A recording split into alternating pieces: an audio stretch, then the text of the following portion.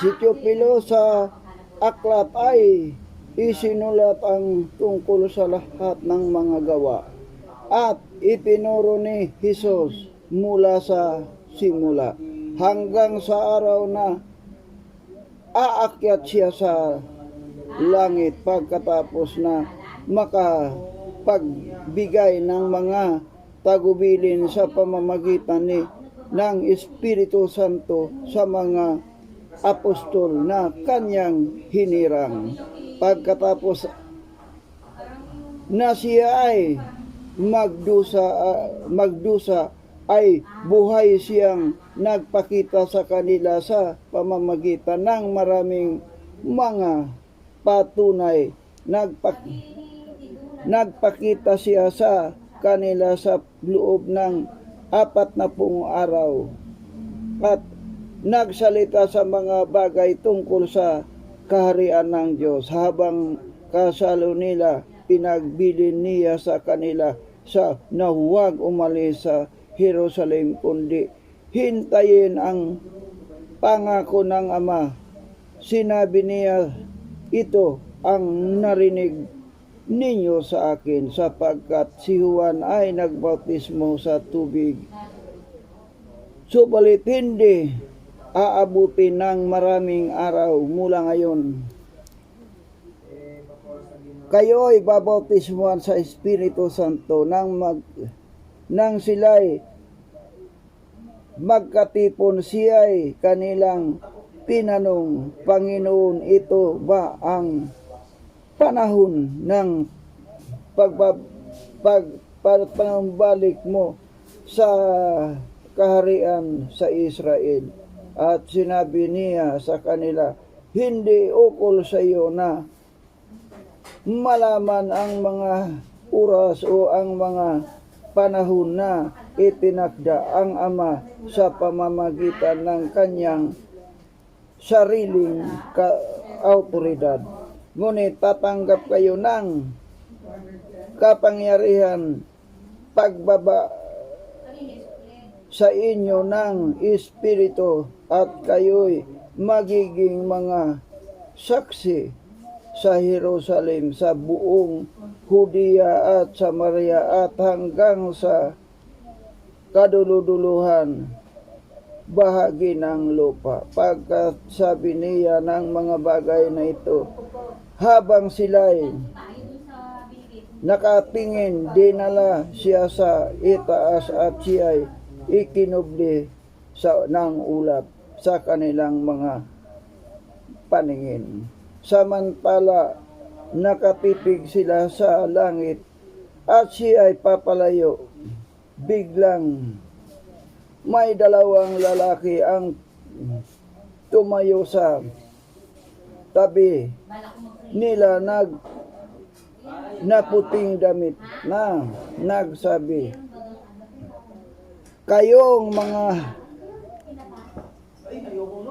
lalaking taga Galicia, bakit kayo nakatayong tumitingin sa langit? Ito si Jesus na dinala sa langit mula sa inyo ay darating na gaya ng inyong nakitang pagpunta niya sa langit.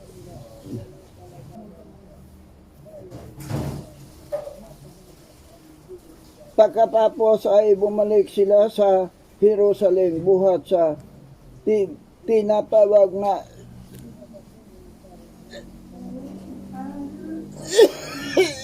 Busika.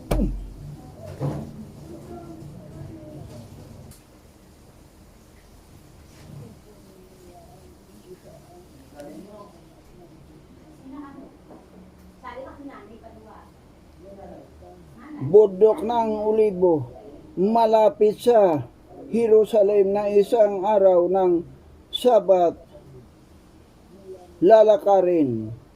Nang sila ay makapasok sa lungsod, umakyat sila sa gilid sa itaas ng na doon ay nakatira sina Pedro, Juan, Santiago at Andres, Felipe at Tomas, Bartolome at Mateo, si Santiago na anak ni Alpio, si Simon na kababayan at si Judas na anak ni Santiago, sama-samang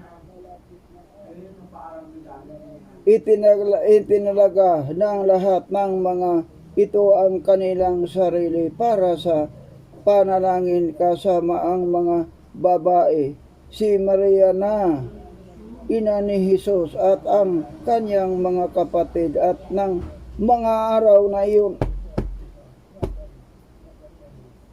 na ito, tumindig si Pedro sa gitna ng mga kapatid at nagsabi, makakatipon ang maraming tao na may 120 mga kapatid. Kailangan matupad ang kasulatan na ipinahayag noon una ng Espiritu Santo sa pamamagitan ni David tungkol kay Judas na siyang nanguna sa mga humuli kay Jesus, sapagkat siya ay ibinilang sa atin, siya ay tumanggap ng kanyang bahagi sa paglilingkod na ito. Bumili nga ang taong ito ng isang bukid mula sa kabayaran ng kanyang kasamaan at nang bumagsak ng patiwarik ay pumutok ang kanyang tiyan at sumabulat ang lahat ng kanyang mga laman sa loob. At ito naihayag sa lahat ng mga naninirahan sa Jerusalem. Kaya tinawag ang bukid na iyon na sa kanilang wika na Al-Kadama, na ang kahulugan ay ang bukid ng dugo, sapagkat nasusulat sa aklat ng mga awit, hayaang mawala ng tao ang kanyang tahanan at huwag bayaang tumira doon ang sinuman. Hayaang kunin ng iba ang kanyang katungkulan. Kaya isa sa mga taong nakasama namin sa buong panahon ang Panginoong Hesus ay kasama namin magmula sa bautismo ni Juan hanggang sa araw na siya ay aakyat sa itaas mula sa atin. Isa sa mga ito dapat maging saksi na kasama natin sa kanyang muling pagkabuhay. Kanilang iminungkahi ang dalawa, si Jose na tinatawag na Barabas na tinatawag ding Justo at si Matias.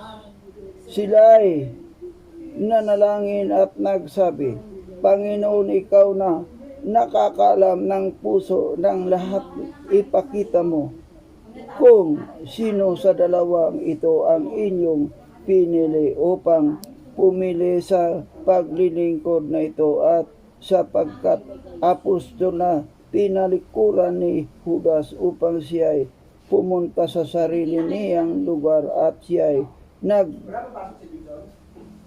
nagpalabunutan para sa kanila. Ang nabunot ay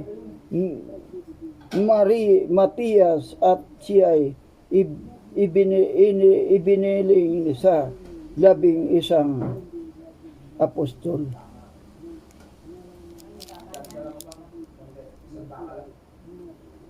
Nang dumating ang araw ng Pentakosta, ilan lahat ay nagkatipon sa isang lugar.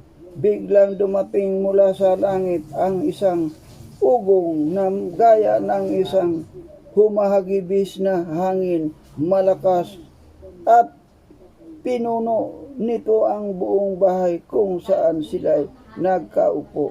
Sa kanila'y may nagpakitang parang mga dilang apoy na naghati at lumapag sa bawat isa sa kanila. Silang lahat ay napuspos ng Espiritu Santo at nagsimulang magsalita ng iba-ibang wika ayon sa ipinagkaloob sa kanila ng Espiritu Santo. Noon ay may mga naninirahan sa Jerusalem na mga relihiyosong Hudyo buhat sa bawat bansa sa ilalim ng langit. Dahil sa ugong na ito ay nakatipon ang maraming tao at nagkagulo sapagkat naririnig nila ang bawat isa na nagsasabi sa kanilang sariling wika. Sila'y nagtaka, namangha at nagsabi, tingnan ninyo, hindi ba mga taga Galania ang lahat ng mga nagsasalitang ito? Paano narinig natin ng bawat isa sa atin ay ang sariling wika kinagisnan? Ang mga Porto at mga Mido at mga Ilaminita at mga naninirahan sa Mesopotamia, sa Judea at sa Cappadocia, sa Punto sa Asia, Phrygia at Pamphylia, sa Ehipto at mga lupain ng Libya na sakop ng Cyrene at mga panuuhing taga-Roma, mga Hudyo ay gayon din ang mga naging Hudyo, mga Kretiyo, mga Arabi. Narinig nating nagsasalita sa ating mga wika tungkol sa mga makapangyarihang gawa ng Diyos.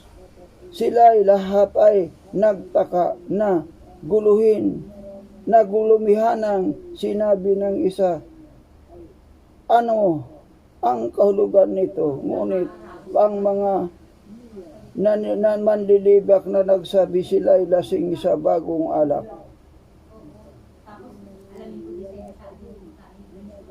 Ngunit si Pedro na nakatayong kasama ng 11 ay nagtaas ng kanyang tinig at nagpahayag sa kanila, kayong mga kalalakihan ng Judea at kayong lahat ng naninirahan sa Jerusalem, malaman sana ninyo, ito ang makikinig kayo sa sasabihin. Ang mga ito ay hindi lasing na gaya ng inyong inaakala, sapagkat ngayon, 3 oras pa lamang, ngunit ito ay yaong ipinahayag sa pamamagitan ng propeta Joel. At sa mga huling araw, sabi ng Diyos, mula sa aking espiritu ay magbubuhos ako ng lahat ng laman. At ang inyong mga anak na lalaki at mga anak na babae ay magsalita ng propesya. Ang inyong mga bansang lalaki ay makakakita ng mga pangitay, ng inyong matatandang lalaki ay mananaginip ng mga panaginip, maging sa aking mga alipin lalaki at mga aliping babae ay araw na apoy ay magbubuhos ako mula sa aking espiritu at sila'y magsasalita ng propesya at magpapakita ko ng mga kababalaghan sa langit, sa itaas at ang tanda sa lupa, sa ibaba, dugo at apoy at makapal na usok. Ang araw ay magiging kadilim at ang buwan ay dugo bago dumating ang dakila at maluluhating araw ng Panginoon, at mangyayari na ang bawat tumatawag sa pangalan ng Panginoon ay maliligtas. Kayo mga Israelita, pakinggan ninyo ang mga salita ito. Si Jesus na taga Nazaret, isang lalaking pinatunayan ng Diyos na sa inyo sa pamamagitan ng mga gawang kapangyarihan, mga kababalaghan at mga tanda na ginagawa ng Diyos sa pamamagitan niya sa gitna ninyo, gaya ng nalalaman ninyo, siya ay naibigay sa takdang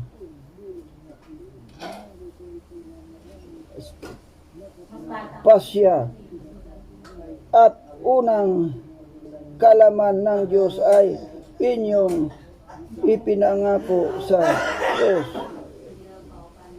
Ipinako sa krus at pinatay sa pamamagitan ng kamay ng mga makasalanan, ngunit siya ay muling nabuhay, na binuhay ng Diyos sapagkat palayain sa mga hirap ng kamatayan, sapagkat hindi maaari siya ay mapigilan nito, sapagkat sinasabi ni David tungkol sa kanya,